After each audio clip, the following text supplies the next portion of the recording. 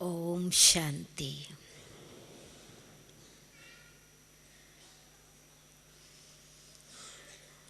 अभी हम बाबा की याद में बैठे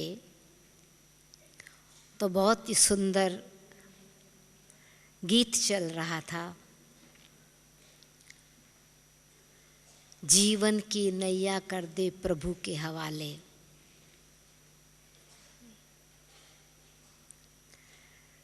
आप सबने तो अपना जीवन ईश्वर अर्पण कर दिया है ना। एक है, बहन जी ने बताया कि ऑफिशियली समर्पण समारोह, ऑफिशियली समर्पण समारोह बाद में होता है, सिर्फ पब्लिक को पता चले। और अर्पण, दिल से अर्पण गुप्त होता है। आप सब ने अपने जीवन की नैया खिवैया के हवाले कर दी है, ऐसा है ना। तो जिन्होंने अपने जीवन की नैया खिवैया के हवाले कर दी, उनको खुद कुछ करना पड़ेगा क्या? आप नाव में बैठे हैं और नाविक नाव चला रहा है, बैठने वाले को क्या मेहनत करनी है? ये तो नाव चलाने वाले को मेहनत करनी है। नाव चलाने वाले को पता है किस डेस्टिनेशन पर लेकर के जाना है। बैठने वाले को तो सिर्फ पता है मुझे जाना है। रास्ते में तूफान आए या आंधी आए या चट्टान टकराए या क्या भी हो, उससे कैसे बच करके चलना है, ये नाविक खिवैया की होशियारी है, जो सेफ्टी से पार लेके जाते हैं। तो हम सब भी बाबा के बच्चे बनते ही बच गए हैं सब बातों से, मेहनत करने से बच गए। बार बार बाबा यही कहता है कि बाबा से बच्चों की मेहनत सहन नहीं होती। दुनिया वाले मेहनत करते हैं, पर जो भगवान के बच्चे बन गए वो तो बच गए मेहनत करने से। क्यों? कि भगवान ने हमको सहज रास्ता बता दिया है। स्वयं हाथ पकड़ करके हमको पार ले जा रहे हैं। और हमारे सामने एक नहीं, अनेकों मिसाल बाबा ने सामने दे दी है। जब शुरू शुरू में यज्ञ की स्थापना हुई तो ब्रह्मा बाबा के सामने कोई एग्जाम्पल नहीं था। मामा बाबा ने एग्जाम्पल बनकर के अनेक सैंपल तैयार किए। वो सैंपल शो केस में हमारे सामने हैं। अपनी दादियाँ एक हमारे सामने दर्शन मूर्त, एग्जाम्पल मूर्त, प्रेरणा स्वरूप तैयार हैं। जैसे कि सामने उनको देखते इंस्पिरेशन मिलती है, प्रेरणा मिलती है। तो बाबा ने अपने जीवन को समर्पण करके हमारे जीवन को सहज बना दिया। कि फॉलो करना तो सहज होता है ना। तो बाबा ये कहते, मुश्किल मार्ग क्यों अपनाते हो? जो मैं सहज विधि बताता हूं उसको सिर्फ अपनाओ।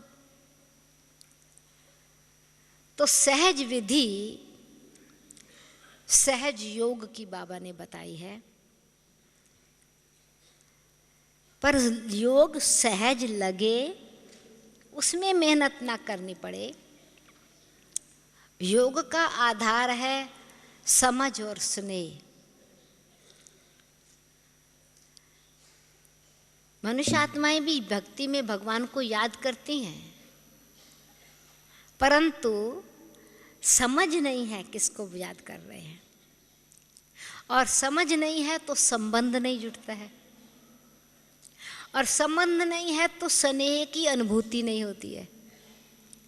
समझ नहीं है, स्नेह नहीं है, भावना है, प्रेम भावना है, परंतु उसमें जहाँ स्नेह होता है वहाँ स्वार्थ कुछ नहीं होता। जैसे बाबा का प्यार हम बच्चों के लिए इतना है कि बाबा को अपने लिए कुछ नहीं चाहिए। इतने तक भी देखो, आज भी बाबा ने कहा है सर्वशक्तिवान बाबा, ज्ञान का सागर, सद्गति दाता, हम बच्चों को सृष्टि की आदि मध्यंत का ज्ञान दे करके तैयार कर रहे हैं गति सद्गति की प्राप्ति के लिए। फिर भी कहते हैं मैं कुछ थोड़ी करता हूँ, ये तो ड्रामा कर रहा है। तो इतना ऊंचा बाबा अपने पार्ट को बिल्कुल निराकारी निरहंकारी होकर के हमको फिर साकार स्वरूप का सामने एग्जाम्पल दे करके सहज विधि बता रहे हैं, समझ दे रहे हैं कैसे हर बात को सहज करना है। यज्ञ की स्थापना में कितने भी प्रकार के विघ्न आए, बाबा का उत्साह उमंग निरंतर ही रहा। बाबा को यही निश्चय था, ये भगवान का कार्य है। न केवल निश्चय, भक्तों का भी निश्चय होता है, परंतु अभी ज्ञान के हिसाब से हमको पता है कि भगवान स्वयं उपस्थित हैं। ऐसे भक्ति में भी कहते हैं सब भगवान का कार्य है, सब भगवान करा रहा है, वो भावना से कहते हैं। और जब भावना पूरी नहीं होती, मनोकामना पूरी नहीं होती है, तो फिर भगवान को गालियां देने लगते हैं। तो प्रेम टूट गया ना, प्रेम नहीं रहा ना, निस्वार्थ नहीं भावना थी ना। तो बाबा हम बच्चों को सहज मार्ग बता रहे हैं। पहली बात है समझ दे के, हर बात की समझ। कुछ भी आप कार्य करते हैं, अगर आपको उसका ज्ञान नहीं है, छोटी सी बात, थोड़ी सी कोई मशीन भी चलानी होगी ना, छोटी सी घर में रखी है मशीन, कहेंगे भाई पता नहीं है। अब आप मेहनत करते रहेंगे, चक्की पीसते रहेंगे और ग्राइंडर घर में है, पर फिर भी हाथ की मशीन चलाते रहेंगे। भाई मुझे आती नहीं है, पता नहीं है कैसे यूज़ करनी है, नॉलेज नहीं है ना। ऐसे ही किसी भी प्रकार का कोई भी कार्य है, लौकिक में कुछ भी कार्य है, समझ है ना, पहली बात ज्ञान है ना। इसीलिए ज्ञान के सागर बाबा हम बच्चों को पहले ज्ञान देते हैं। और जिस समय ज्ञान मिला ना, ज्ञान के अभ्यास से वो गुण बन जाता है। ज्ञान को प्रैक्टिकल में लाते रहते हैं, वो गुण बन जाता है, और वो गुण व्यवहार में आते शक्ति बन जाती है। उस शक्ति से विघ्न सामने आने की बात ही नहीं, ऑटोमेटिकली विघ्न विनाश हो जाते हैं। इसीलिए भक्ति में कौन से देवता को विघ्न विनाशक कहते हैं? गणेश जी को। तो क्या विशेषता थी गणेश जी की? विजडम में सारा जो भी कुछ ज्ञान की पुस्तक लिखी ना, गणेश जी की कलम से लिखी। स्वास्थ्य का सारा ज्ञान गणेश जी के पास। यानी जब हम भगवान की संतान बन जाए, गणेश कौन? भगवान की संतान। वो तो भक्ति में तो एक ऐसे बाबा ने कहा ना, एक निशानियां बना दी हैं, यादगार रखा है विस्तार के लिए, परंतु सार तो सब यहाँ है ना, रहस्य यहाँ है। तो हम हर बात को सहज करने के लिए, विघ्नों को समाप्त करने के लिए ये ध्यान, निश्चय और नशा कि हम भगवान की संतान हैं, और जिसका साथी स्वयं भगवान है। बोलते हैं ना, जिसका साथी है भगवान उसको क्या रोकेगा? आंधी और तूफान। बहुत अच्छे अच्छे गीत बने हुए हैं। चाहे गगन चूर हो जावे, चाहे आसमान धरती में धस जावे, कितने भी प्रकार के तूफान हैं, उसको कोई रोक नहीं सकता। तो जब भक्ति में भी भगवान की महिमा भावना के आधार से इतनी श्रेष्ठ है, हमको तो अभी समझ संबंध भगवान से जुटा है, तो हमारे लिए कुछ भी मुश्किल है नहीं, हम मुश्किल बना देते हैं। बाबा ने जो साधन दिए हैं, उन साधनों का, बाबा ने जो वरदान दिए हैं, उन वरदानों का, जो शक्तियां दी हैं, उन शक्तियों का सदुपयोग सहज रीति से न करते हैं, तो वो ही बात जो सहज होनी चाहिए वो मुश्किल लगने लगती है। वरदान को अगर सदुपयोग नहीं करते तो वो वरदान नहीं रहता, वरदान ही अभिशाप बन जाता है। वरदान में स्वार्थ भर जाता है, वरदान में अहम आ जाता है, या ये पता नहीं होगा कि नहीं होगा वहम आ जाता है, तो वो ही प्राप्ति अप्राप्ति का कारण बन जाती है। नहीं सुना आपने, देखी होगा ना भक्ति में भी जो भी यादगारें बनी हुई हैं। भस्मासुर की कहानी क्या है? उसको वरदान मिला कि कोई भी चीज़ सामने आवे, जिस पर हाथ रखे वो भस्म हो जाएगी।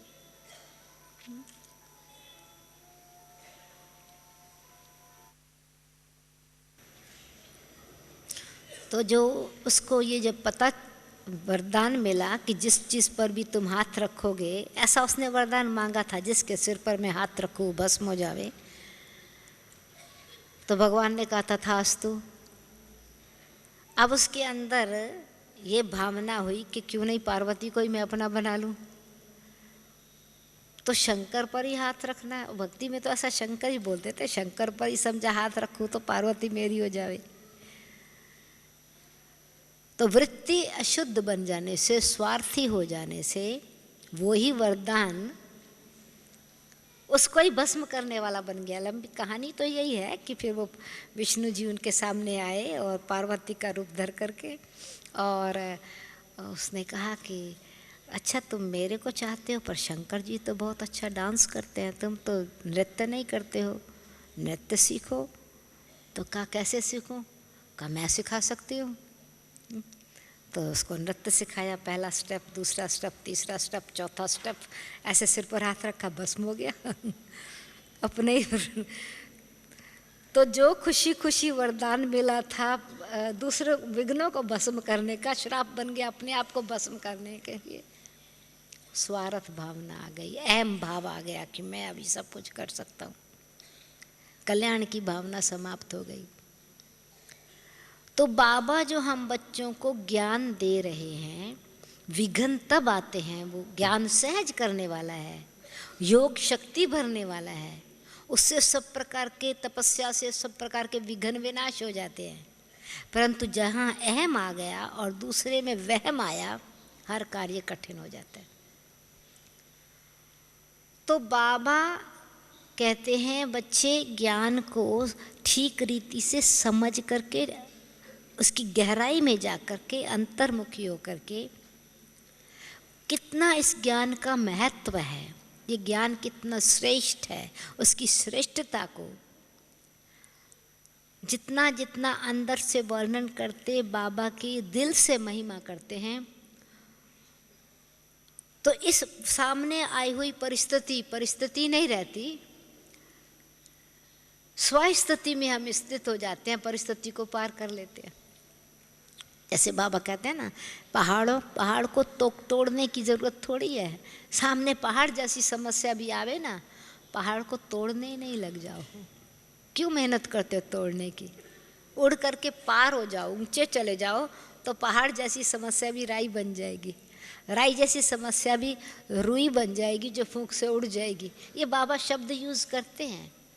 अभी शब्द तो हमने सुने, ज्ञान तो मिला, पर इस बात का अभ्यास कि मैं स्व स्थिति में कहाँ तक स्थित हूँ, जैसे मैं पहले बता रही थी, गणेश जी को स्वास्तिका, गणेश जी का को विघ्न विनाशक कहते हैं और शिव जी की संतान। तो गणेश जी का पूजन हर जगह होता है, हर विधि में गणेश जी की पूजा होगी ताकि सिद्धि होगी। विधि विनायक है, सिद्धिदायक है, विघ्न विनाशक है। तो कौन सा चिन्ह है? मंगल चिन्ह स्वास्तिका, यानी स्वयं के स्वरूप में स्थित होना, आत्मिक स्थिति में स्थित होने से जो हमारे आत्मा के गुण हैं वो इमर्ज होना शुरू हो जाते हैं। देह भान में आने से गुण भी अवगुण बन जाते हैं, वही विघ्न बन जाते हैं। आत्मा ही अपना शत्रु बन जाती है। स्वस्थिति में स्थित होने से आत्मा ही अपना मित्र बन गई। उस मित्रता भाव में, स्वमान में, स्नेह में कार्य सफल हो जाता है। किसी भी प्रकार की परिस्थिति लगती नहीं है। तो ये अभ्यास, कुछ भी हम कार्य कर रहे हैं, मैं आत्मा बाबा का साथी बन करके कार्य कर रही हूँ, बाबा को साथी बना करके कार्य कर रही हूँ। तो स्वस्थिति और बाबा का आवाहन, फिर बाबा का आवाहन करने से बाबा का संग ऑटोमेटिकली, वो बुद्धि से बुद्धि योग जुट गया तो बाबा की कंपनी, बाबा का संग मिला, उस योग से शक्ति भर जाती है। इसलिए वो सहज होता है। भाई योग से सब कार्य सहज होता है। ज्ञान से समझ मिली, योग से सहज हो गया, तपस्या से कोई विघ्न भी आया तो समाप्त हो गया, अब अग्नि में जल गया किसी भी प्रकार की समस्या। परंतु बाबा सब साधन देते जा रहे, देते हैं, रोज खजाना देते हैं हमको। फिर बाबा ने कहा मुश्किल क्या है, कारण है लीकेज। किस चीज में लीकेज? भंडारा बाबा भरपूर कर रहे हैं, तो जो हमारे व्यर्थ चिंतन चलता है, पर चिंतन चलता है, ये छोटा छोटा, जैसे कि वो शक्ति को जैसे दिखाई नहीं पड़ रहा है। जैसे लीकेज का मतलब है कि जैसे मटका भरा हुआ है परंतु थोड़ा सा उसमें से दरार पड़ी हुई है, धीरे धीरे धीरे धीरे बहता चला जा रहा है। पर चिंतन, पर दर्शन और परमत, वो धीरे धीरे अपनी हमारी बुद्धि को वीक बना देती है। वो ये लीकेज है। वैसे जो मिली हुई शक्ति है वो क्षीण होती चली जाती है। लीकेज का मतलब क्या? भरा हुआ है मटका, उसमें से धीरे धीरे धीरे धीरे बहता चला गया, खाली हो जाती। समझ मिली हुई है, भगवान ने श्रीमत दी है, परंतु परमत से संशय आ जाएगा। परमत पर चलने से स्वादर्शन चक्कर चलाते रहना है, उसमें शक्ति बढ़ती है, उसमें अपनी रियलाइजेशन से हम आत्माएं पुरुषार्थ में तीव्र गति प्राप्त करती है। पर दर्शन से, दोष दर्शन से वो ना केवल लीकेज होता है, परंतु लीकेज जो है वो सुराख बन जाता है, जल्दी जल्दी शक्ति बह जाती है। पर चिंतन सूक्ष्म है। चलो हमारे मन में ही, मन के में व्यर्थ चिंतन चलना शुरू हुआ, दोष दृष्टि से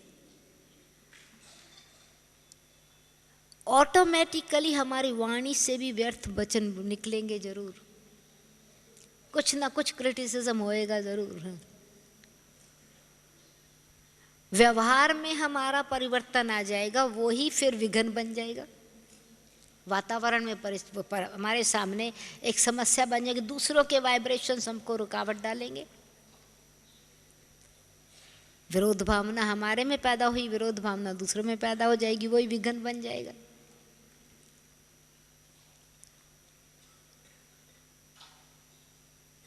और किसी भी प्रकार का लगाव है कहाँ पर?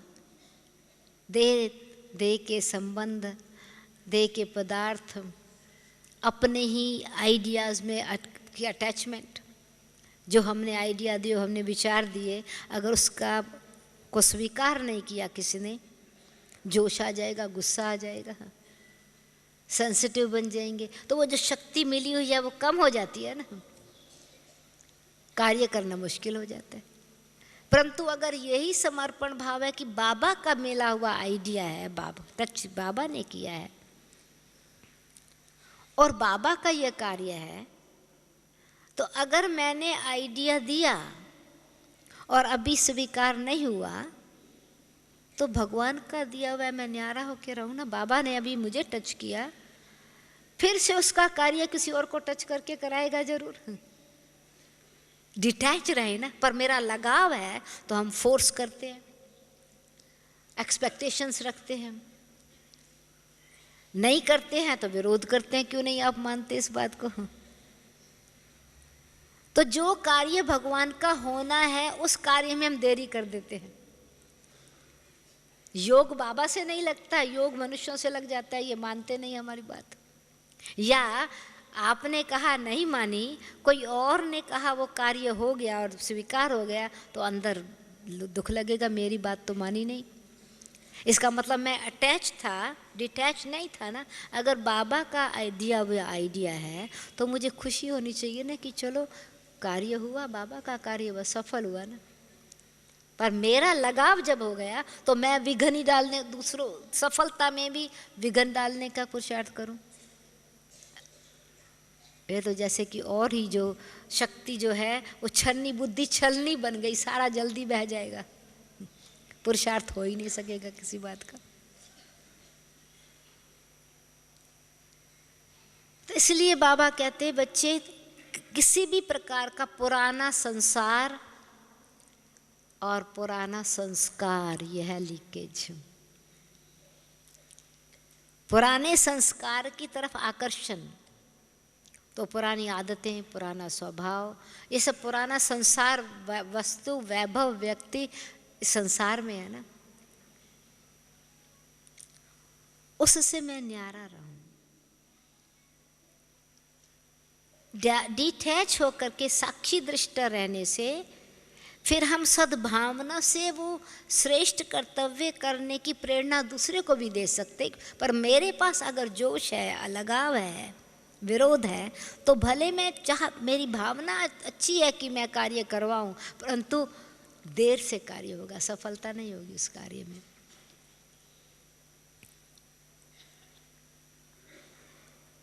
तो रियलाइजेशन पावर चाहिए।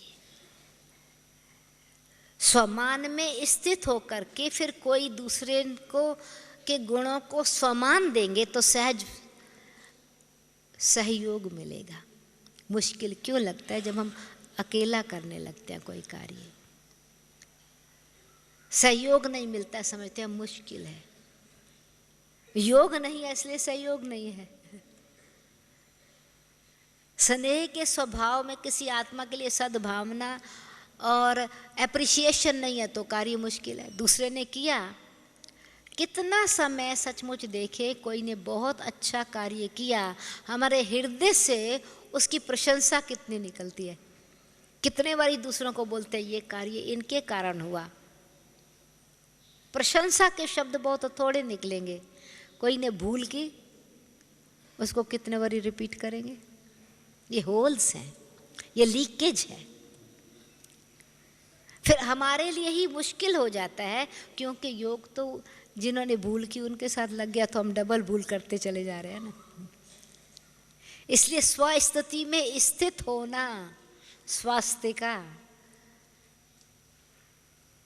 बार बार अपने स्वयं की स्थिति में स्थित और स्वस्थिति और स्वमान,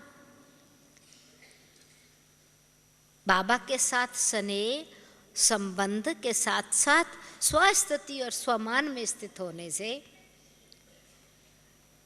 कोई भी बात मुश्किल नहीं लगेगी। तो बाबा ने स्वमान में स्थित होने के लिए ये स्मृति दिलाई, तो समृद्धि आ जाएगी, कार्य करने की समृद्धि। स्मृति किस बात की? मैं सर्वशक्तिवान की संतान हूं, जब मैं सर्वशक्तिवान की संतान हूं, बराबर ये निश्चय रहता है, ये नशा है, मैं भगवान की संतान हूं। तो सर्वशक्तिवान के सामने कोई और तो शक्तिवान है ही नहीं ना। माया फोर्सफुल है पर सर्वशक्तिवान नहीं है।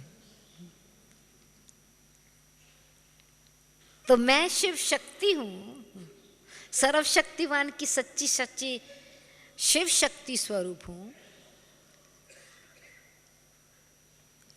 तो किसी भी प्रकार की शिव शक्ति स्वरूप के सामने, सर्वशक्तिवान बच्चे के सामने बाबा कहते थे माया आ नहीं सकती। अब माया सामने आई नहीं तो लड़ने की बात ही नहीं। तो सर्वशक्तिवान का मतलब क्या? तो जो भी ईश्वरीय शक्तियां हैं उस पर मेरा हक है। ऐसे आज बाबा ने कहा ना, आपका तो जन्म सिद्ध अधिकार है, आशीर्वाद की बात ही नहीं, कृपा की कोई बात नहीं, मांगने की कोई बात ही नहीं है। भक्ति मार्ग में आप आशीर्वाद या कृपा मांगते थे, अभी तो भगवान की सर्वशक्ति आपका जन्म सिद्ध अधिकार है।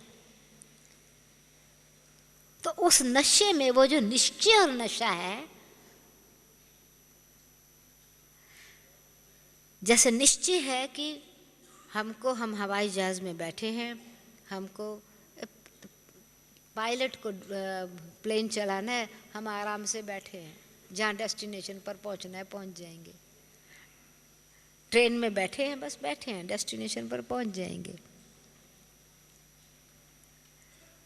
कहाँ पर भी कोई भी कार्य होता है तो पहले समर्पण भाव, निश्चय के आधार से ही समर्पण होता है। कुछ देना होता है, समय देंगे, संपत्ति देंगे, कुछ खरीदेंगे तो भी निश्चय है ना, इतना चीज़ लेनी है, इतना पैसा देना है। पहले हाथ में पैसा देंगे, चीज़ मिलेगी, या चीज़ वाला पहले चीज़ देगा, पीछे आपको उसको मालूम है आप पैसा देंगे। फेथ हुआ ना। तो ऐसे बाबा से भी सर्व प्राप्तियां करनी है, सर्व संबंध का अधिकारी बनना है, तो यह निश्चय है मैं भगवान की संतान हूं। तो जो बाबा की शक्तियां, कल्याणकारी शक्ति, सर्वशक्तिवान में बाबा कल्याणकारी है, ज्ञान का सागर है, शांति का सागर है, प्रेम का सागर है, पवित्रता का भंडार है। ये ईश्वरी शक्तियां आत्मा की शक्तियां हो जाती हैं, क्योंकि आत्मा परमात्मा की संतान है ना। तो स्वस्थिति में स्थित और सर्वशक्तिवान के साथ संबंध, तो स्मृति भी है और संबंध भी है। तो बाबा से स्नेह माना बाबा के गुणों से स्नेह, अपने से स्नेह माना अपने गुणों से स्नेह। उसकी फिर उसी आधार से उस व्यवहार में गुणों को हम व्यवहार में जितना जितना लाते चले जाते, तो वो पर दर्शन खत्म होकर के स्वयं का दर्शन बुद्धि में स्वदर्शन चक्कर चलता रहेगा। मैं किसकी संतान हूँ? सर्वशक्तिवान की संतान हूँ, ब्रह्मा कुमार ब्रह्मा कुमारी हूँ। तो पवित्रता की शक्ति काम करेगी ना। पवित्रता की शक्ति ही दिव्य शक्ति है। स्वमान में स्थित हो जाएंगे, कहाँ और आकर्षण आएगा नहीं। किसी भी प्रकार का व्यक्ति वैभव को आकर्षित कर नहीं सकता।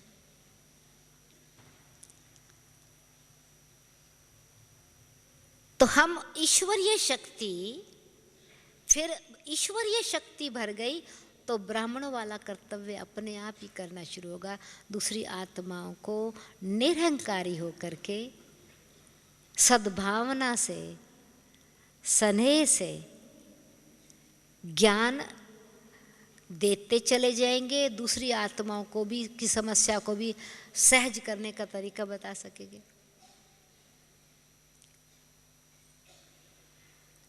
तो बाबा ने ईश्वरीय शक्तियाँ हमको जन्म सिद्ध अधिकार रूप में दी हैं।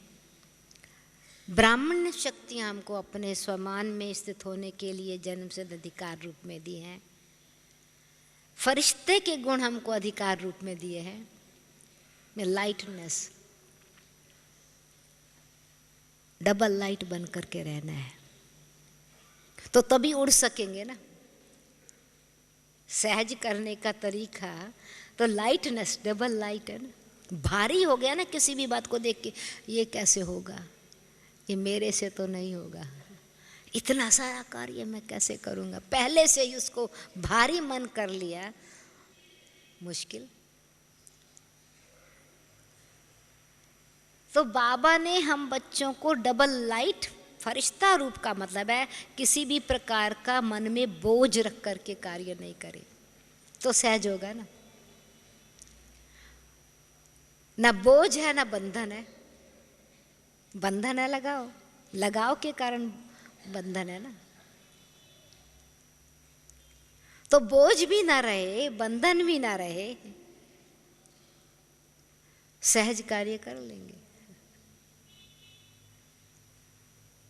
और फिर दैवी स्वरूप जो हमारा भविष्य, दैवी स्वरूप के संस्कार है, वो भी उसकी पढ़ाई बाबा पढ़ा रहे हैं। जैसे आज बाबा ने कहा तुम पढ़ रहे हो देवता बनने के लिए, पढ़ाई वाले स्टूडेंट के पास लक्ष्य रहता है, मुझे क्या करना है, उसी हिसाब से लक्ष्य धारण करता है।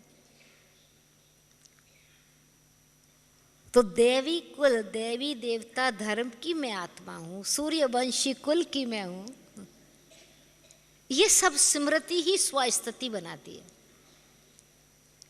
इसी को ही स्वादर्शन चक्रधारी कहा जाता है। तो सर्वशक्तिवान की मैं संतान हूं और स्वदर्शन चक्रधारी हूं। तो विघ्न को खत्म करने के लिए स्वदर्शन चक्र चलाया, परदर्शन नहीं। परदर्शन करने से शक्ति खत्म होती है। जैसे आप ग्राइंडर में कोई चीज़ डालो, अगर राइट सब में घूम रहा है तो मोटी चीज़ महीन हो जाएगी, राइट, और उल्टी तरफ घूमने लगा तो जो कुछ उसमें बर्तन में ना सब उड़ के बाहर आ जाएगा।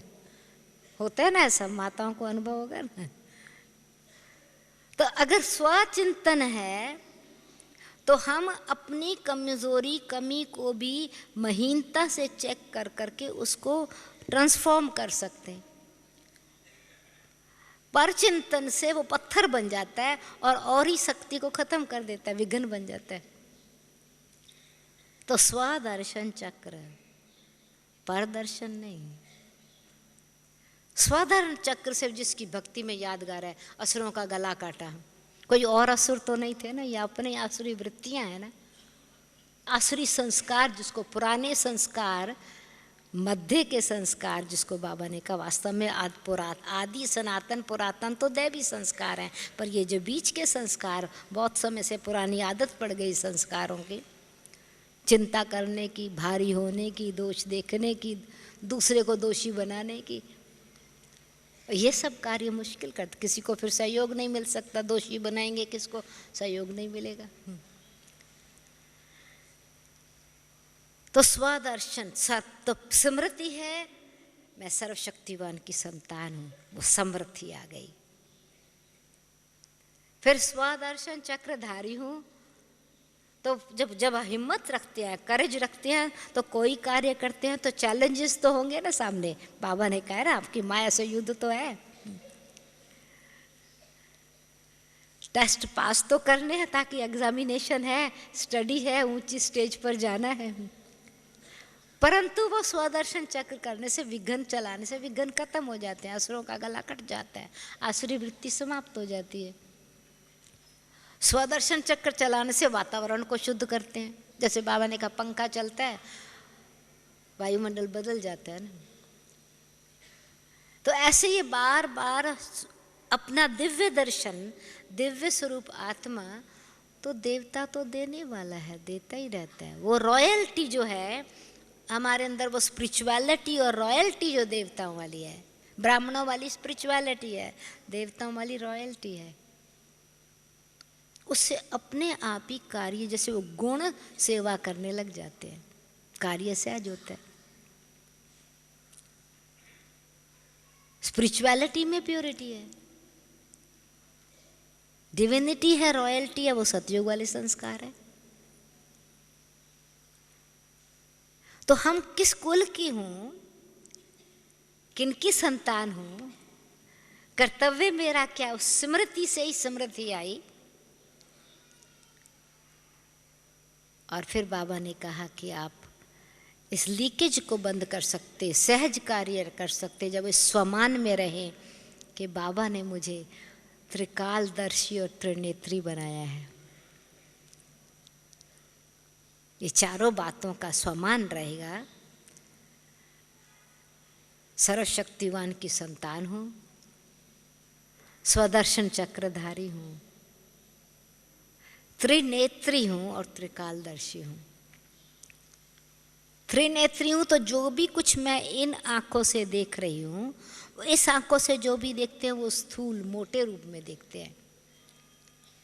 तीसरे नेत्र से देखा तो सूक्ष्मता से देखेंगे। दूसरी आत्माओं को भी अगर हम देख रहे हैं तो जब इस देह की दृष्टि से देखते हैं, देह भान में देखते हैं, तो दुनियावी नजर से देखते हैं, विकारी प्रभाव से, दैहिक आकर्षण से। और तीसरे नेत्र से देखा तो आत्मिक दृष्टि से, आत्मिक भाव से देखा, आत्मिक स्नेह से देखा, आत्मिक संबंध से सब व्यवहार किया। वो बंधन नहीं बनेगा, संबंध बन जाएगा। तीसरे नेत्र से देह नहीं देख रहे हैं, तीसरे नेत्र से तो नेत्र से आत्मा ही एक दो को देख रही है ना।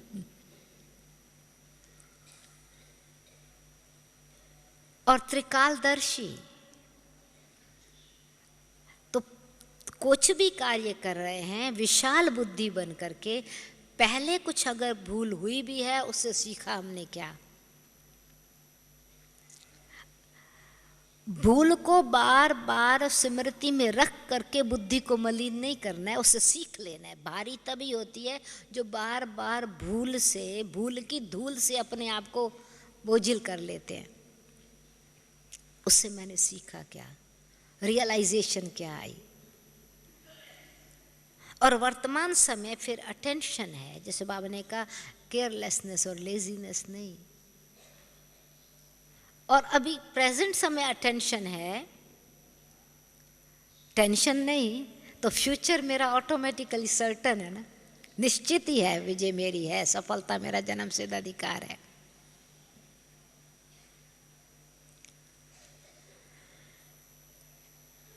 तो दो तरह की रियलाइजेशन है। रियलाइजेशन है कि मैंने भूल देह अभिमान में आकर के कौन सी भूल की, और ये रियलाइजेशन है कि अब भगवान ने आकर के कैसे उन भूलों से छुड़ा के अपना बना के हमको आप समान बना रहे हैं। निराकार बाप निराकारी बनने की, अशरीरी बनने का अभ्यास करा रहे हैं, और साकारी बाप निरहंकारी बनने का, निर्विकारी बनने का प्रैक्टिकल एग्जाम्पल दे करके आप समान बना रहे हैं, सर्वगुण संपन्न बनने का। तो रियलाइजेशन में कितना भाग्यवान हूँ, वाह मेरा भाग्य है। तो एक खुशी खुशी कोई भी चीज़, कुछ भी हिम्मत खुशी से करते हैं, निश्चय से करते हैं, करेज से करते हैं और डिटर्मिनेशन से करते हैं, क्योंकि रियलाइजेशन है कि यही समय है जिस सफलता हमारा जन्मसिद्ध अधिकार है। सर्वशक्तिवान हमको सिर्फ रास्ता बता रहा है, शक्ति बाबा दे रहे हैं, और ब्रह्मा बाबा कहते हैं जिस ब्रह्मा बाबा को देखते चलो, फॉलो करते चलो।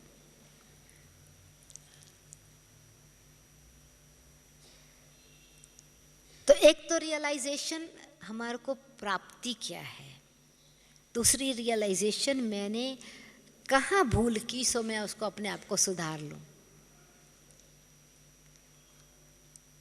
उससे फिर डिटर्मिनेशन आती है। तो ये रियलाइजेशन फिर लिबरेशन है, यानी आत्मा हर प्रकार के बंधन से फ्री है। वो जो लगाव में सूक्ष्म बंधन, मोटे बंधन, कर्म बंधन बांध लिए थे, ये रियलाइजेशन और डिटर्मिनेशन बन जाती है कैंची, सब प्रकार के लगाव अथवा बंधनों को काटने की। पर उसमें अगर नहीं ध्यान दिया तो फिर जैसे नहीं, कोई कैंची में अगर रस्ट लग गई तो काटती नहीं है बंधन। बाबा ने कहा था केयरलेसनेस है कट रस्ट जंक ना, वो काटती नहीं है। तो इसी समय ये बाबा समय यही है, सफलता प्राप्त करने का संगम युगी समय है, यही चढ़ती कला का समय है। बाबा ने लिफ्ट दे दी है, फिर पहाड़ चढ़ने की मेहनत क्यों करूं, पहाड़ तोड़ने की मेहनत क्यों करूं।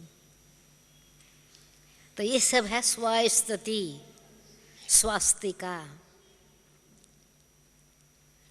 तो बाबा के साथ संबंध, बाबा से सर्व प्राप्तियां, समय की पहचान और सर्व प्रकार के वरदान जो मिल रहे हैं बाबा से, दादियों से, परिवार से, शुभ भावनाएं, शुभ कामनाएं, दुआएं जो मिल रही हैं, कार्य सहज हो जाता है। कुछ भी कार्य होता है ना, कहते तो आपकी कृपा है, आपका आशीर्वाद है। तो परिवार का स्नेह और सहयोग कार्य सहज कर लेते हैं। तो बार बार अपने इस स्वास्तिका की स्मृति में मैं ही बाबा का बच्चा, सच्चा सच्चा गणेश हूँ। परंतु गणेश बनने के लिए पहले क्या करना है, पुराने सिर को कटवाना पड़ेगा। पुराना जो सिर था ना, शरीर वो ही रहा। तो हम बाबा के पुराने से जो पुराने शूद्रपने थे ना, कल बाबा ने आज ही कहा ना, ये समझ ये आता है रियलाइजेशन, हम पहले शूद्र थे, अब बाबा ने ब्राह्मण बना दिया। बंदर जैसे थे, मंदिर में बैठने लायक बनाया। ये पुराना कट गया ना। पुराना जो था वो मिट्टी का था ना, मैल का था शरीर, देह अभिमान का। वो गणेश जी ने भी मैल से पैदा हुए, कोई और मैल नहीं। ये देह अभिमान की, नर नारी के विकारी संबंध की मैल से बॉडी पैदा हुई है ना। और उसी में अभिमान में हम थे, मैं ही सब कुछ हूँ।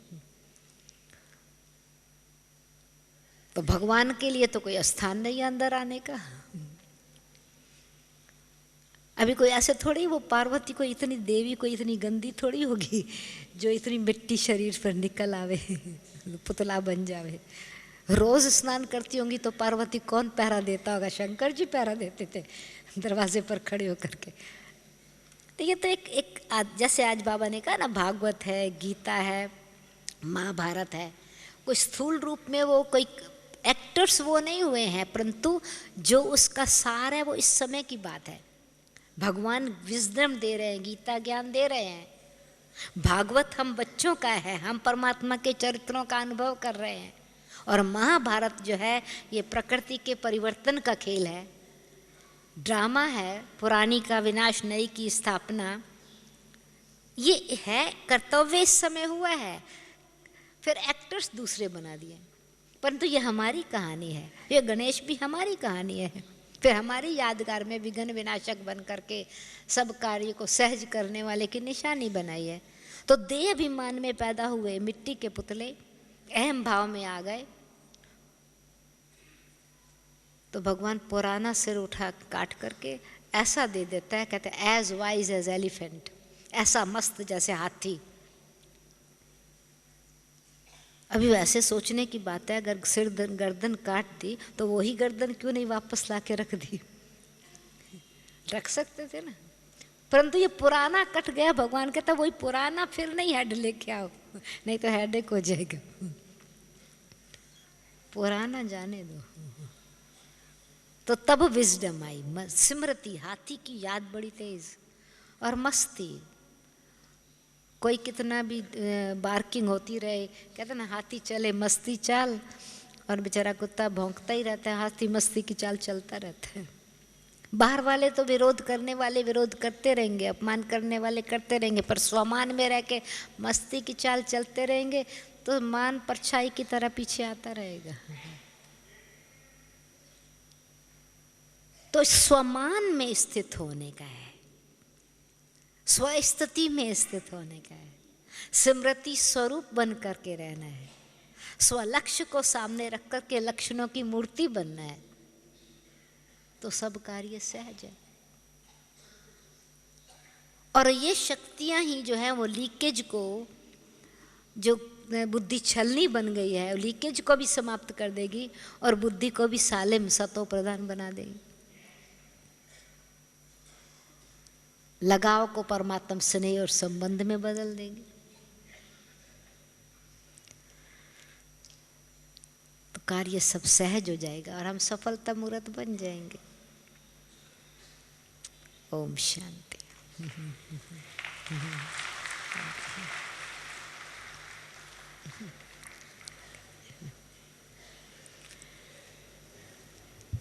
ओम शांति। लीकेज और लगाव से परे रहने की बहुत सुंदर विधियां आपने सुनाई।